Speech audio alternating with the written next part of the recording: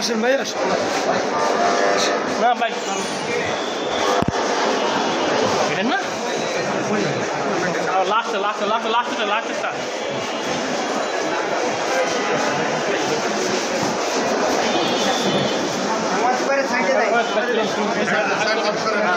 ভাই সাংবাদিক ভাই ভালো করে ধরো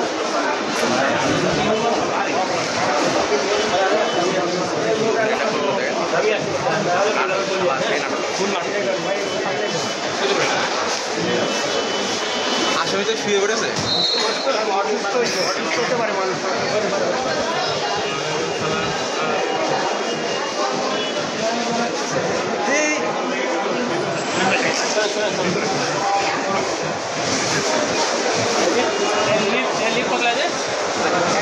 একতলা উপরে গেলে হবে উপরে গেলে হবে 5 তলা থেকে লিফট হবে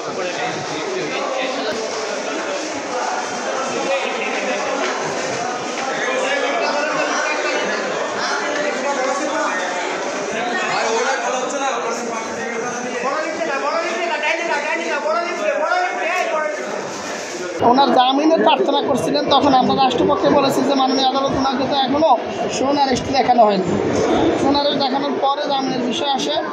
আর আগামীতে কোনো আসামির শোন অ্যারেস্ট না দেখানো পর্যন্ত কোনো আসামির পক্ষে আইনজীবীদের বক্তব্য দেওয়ার বিষয়ে আমরা আদালতকে বলেছি যাতে এটা না হয়। আর আসামি তিনি কথা বলতে চেয়েছেন কিন্তু আদালত তাকে 2 মিনিট কথা বলার জন্য দিয়েছেন। তিনি তার বক্তব্যে প্রথমেই দাবি করেছেন তিনি জুলাইয়ের প্রথম এবং প্রধান যোদ্ধা। আর নারায়ণগঞ্জের ডন শামীম ওসমানকে তিনি নারায়ণগঞ্জ থেকে বহুবার তাড়িয়েছেন। শামীম ওসমানের সাথে তার বিরোধ রয়েছে, তিনি শামীম ওসমানের নির্দেশে এই ঘটনা ঘটাননি।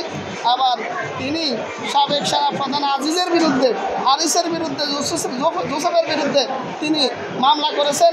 তাদের বিরুদ্ধে তার অবস্থান ছিল, তিনি এইগুলো আদালতে উপস্থাপন করে নিজেকে জুলাই 10 যোদ্ধা দাবি করে এই মামলায় তিনি তার সম্পৃক্ততার কথা অস্বীকার করেন। শেখ হাসিনা পালিয়ে যাওয়ার পর আওয়ামী লীগের সাথে সম্পৃক্ত যারা আওয়ামী লীগ যারা করেন প্রত্যেকেই মানসিকভাবে ভারসাম্যহীন হয়ে গিয়েছে, কারণ তারা এত অন্যায় এত অপরাধ করেছেন, তাও তাদের মধ্যে অনুশোচনার লেশমাত্র দেখা যাচ্ছে না।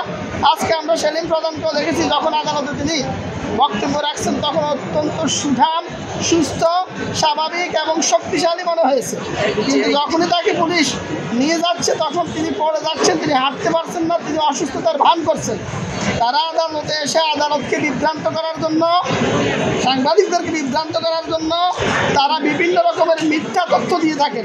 জুলাই আন্দোলন নাকি তিনিই শুরু করেছেন, শামীম ওসমানকে তিনি তাড়িয়েছেন। তাহলে নারায়ণগঞ্জের ঘটপদার শামীম ওসমানকে তাড়ানোর জন্য কত বড় সন্ত্রাসী হতে হয় তাকে। এই জন্য আমরা মনে করি তারা আদালতে এসে যে সমস্ত বক্তব্য দিচ্ছেন সমস্ত মন গড়া, এই সমস্ত ভিত্তিহীন, এই সমস্ত কথার কোনো যুক্তি নয়। এগুলোকে আপনারা আমলে নেওয়ার সুযোগ নেই, আদালতও আমলে এগুলো নেন না।